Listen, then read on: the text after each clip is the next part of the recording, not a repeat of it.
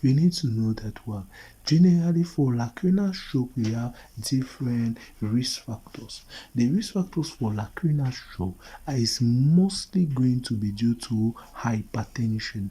Is it clear? And it can also be associated with HIV and antiretroviral drugs. Is it clear?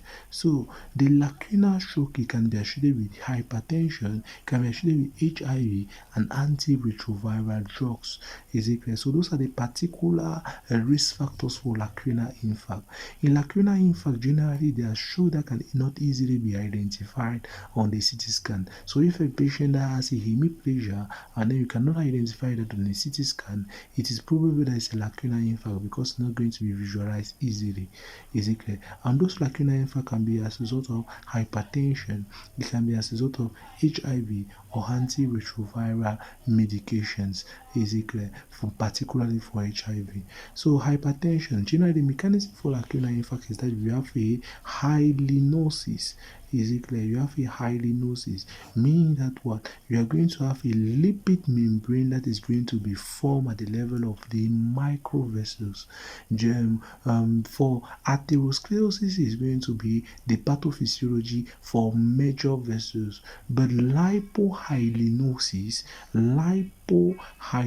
is the pathophysiology via which you have occlusion at the level of the small vessels of the brain, but the large vessel of the brain is atherosclerosis. So that's the difference. And these are the three major risk factors that you identify for a patient that has a lacunar infarct. Now, the next one is for hemorrhagic stroke. For hemorrhagic stroke, we have seen the different etiology that you could have. You could have a meningioma. A meningioma can be formed when the patient had an initial issue of a meningitis and then he has a stroke. If you have a patient that has a past issue of meningitis, then he has a stroke. Because that meningioma is also associated with the cardiovascular risk, and that cardiovascular risk that we said, we talked about the novel cardiovascular risk, which was higher, and this novel cardiovascular risk is inflammation. Meningitis may also result in inflammation of the blood vessels at the level of the brain. Is it clear? And even an encephalitis. Is it clear? And if you have inflammation at the level of the blood vessels of the brain, you can have a stroke. So in this patient with meningioma, is it clear? They can have meningioma. They have a stroke as a result of inflammation of the blood vessels. Is it clear? So in meningioma, they have a past issue of a meningitis, but these are mostly very uncommon. Is it clear? Now, another case, in case a mechanism, a risk factor for hemorrhagic stroke is somebody that was taking anticoagulant medication for long.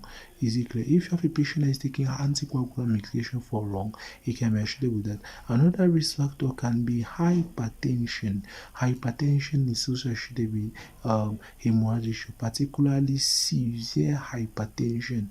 Is it clear? Not just hypertension, but it is severe hypertension associated with hemorrhagic stroke. Another risk factor is that it's going to be genetic. Generally in the family is going to be associated like that. So you have somebody in the family that had a history of that, particularly when you have bushed aneurysms. Is it clear? When you have bushed aneurysms, you are also going to have in another family member because these aneurysms are going to be genetic. Is it clear? Now, another risk factor can be in the case of a syphilis.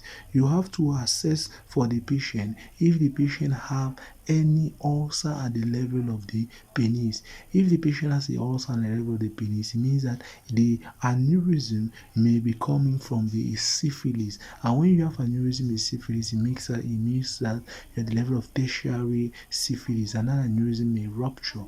Is it clear? So those are some risk factors that you can have at the level of hemorrhagic stroke. So from here, we are finished with the first part of our tutorial, where that was involving the risk factors, which encompasses your history and your identification. So you must bring out the different elements from your history and identification in order to have all these risk factors. Thank you.